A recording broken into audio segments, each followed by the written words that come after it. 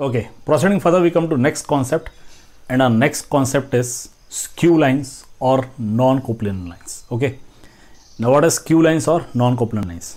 First of all, if we consider a space, okay, आप एक space consider कीजिए और इसके लिए आपको ज़्यादा कुछ करने की ज़रूरत नहीं है. You can consider your room also. Okay, आप अपना एक रूम कंसिडर कर दीजिए.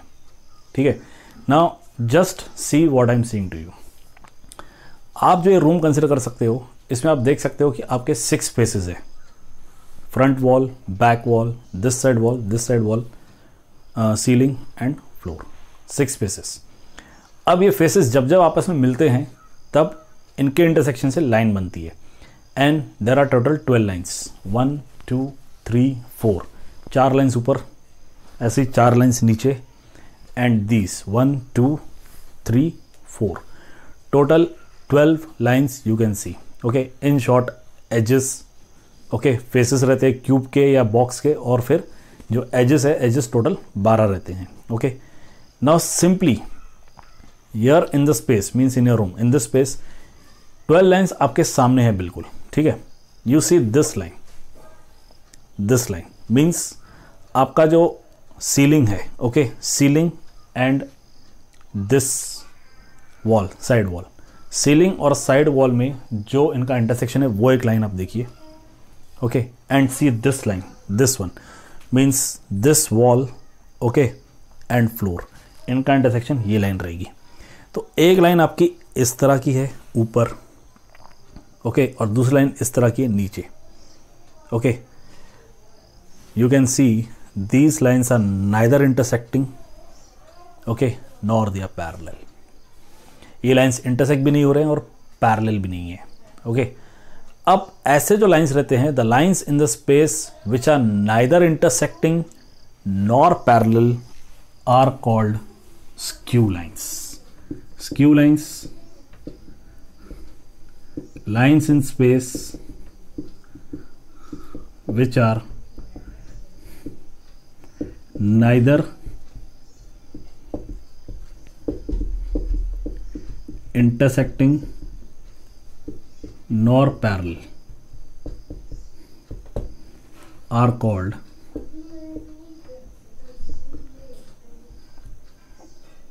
skew lines.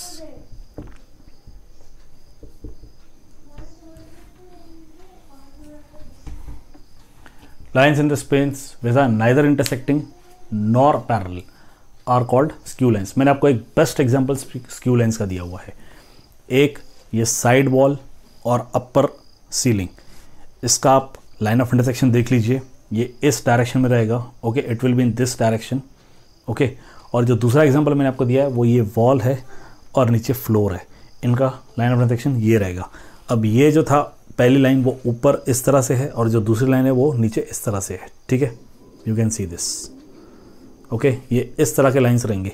अब ये लाइन ऐसे चल रही है, the line is moving in this way and this is moving in this way. Okay, this will neither intersect nor parallel. Okay, clear. इसलिए इन्हें कहा जाता है skew lines. These are known as skew lines. इसका best example रहता है bridges.